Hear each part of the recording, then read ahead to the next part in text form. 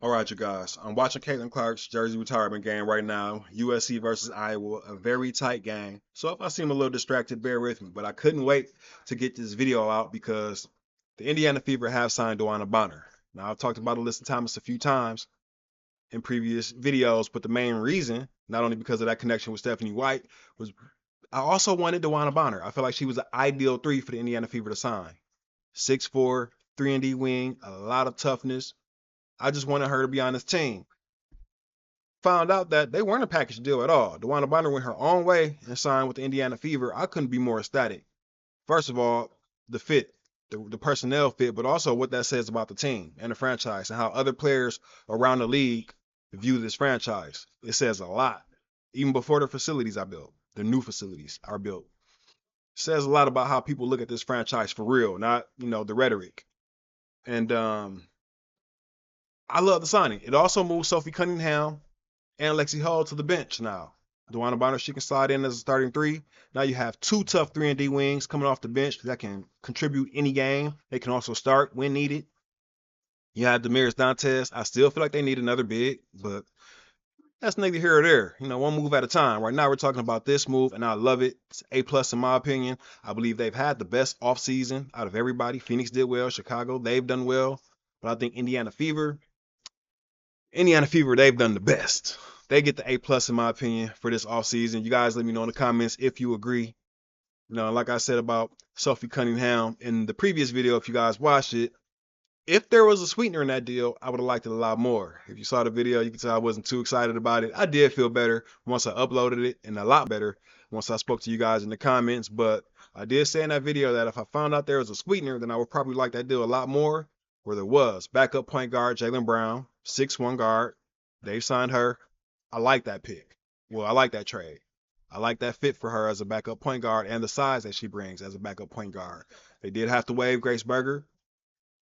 Listen, I told you guys I didn't think that the leadership was as high on Grace Berger as the backup, as some of the fan base was, but it's neither here nor there. They've moved on from her now. I wish her well. She's had a good offseason this year, but she's had previous good off seasons, and so I didn't feel like it was going to move them, to keep her. We'll see what they do with Wallace and, some of the other players going forward. But for right now, I feel like they have a really strong bench with Cunningham, with Hull, with Dantes. I feel like they have one of the best starting fives, the best starting five in the league right now. I can't really see a weakness. Caitlin Clark, Kelsey Mitchell, DeWanna Bonner, Natasha Howard, Aaliyah Boston. That's a 6 starting five right there. That's a championship starting five right there. I'm going to go ahead and say I put them as my favorites. My favorites, not the favorites, but my favorites to win the championship next season. I would say they're one of the favorites, one of the top three. Maybe not at the top, but one of the top three. We'll see what the odds say, Vegas and ESPN and things like that. But just my own opinion, I think they're one of the top three teams in the league right now, and my favorite to win the championships. So I'm locked in for the season. I couldn't be more pleased with what they did. Yeah, I was a little bit melodramatic about the Sophie Cunningham trade, but that's what YouTube is for. That's what YouTube is for, you guys. I do appreciate you guys. Let me know in the comments how you felt about it. So let me know what you think about them waiving Grace Berger. Was that a mistake? Do you think they should have kept her? Maybe gave her another round? Do you think they'll keep a Wallace on board? Maybe she had a better offseason than Berger in their opinion. Maybe they're looking to give Wallace some minutes. Who knows? Maybe they'll move on from both. But so far, so good as far as this offseason has been. Not many more moves that I can imagine are going to top the ones they've already made. So, whatever happens from here is just gravy, in my opinion. But, ooh, good shot. Hannah Stokey cannot be kept off the boards in this game. Even when she's boxed out, she's letting that long arm out there and tipping it back to her teammates. We're not here to talk about Hannah Stokey, though. We're here to talk about DeWanna Bonner, man. 6'4". She's one of the reasons that I'm really high on Tiani Key of Kentucky. If you've ever watched any Kentucky games, I really like her game and how she projects to the next level because pretty much the same player, in my opinion. 6'4" with guard skills. I love that team in general. But Tiani Key, keep an eye on her. Keep that name in your mind because she reminds me a lot of DeWanna Bonner. And I like both players a lot. I like what they bring. I like that archetype of player, especially at the 3. At the 4, it's cool. At the 3, I love it. So we'll see. I mean, very switchable. She can guard pretty much 1 through 5. When she guarded Caitlin Clark, right? You can switch around the 4s.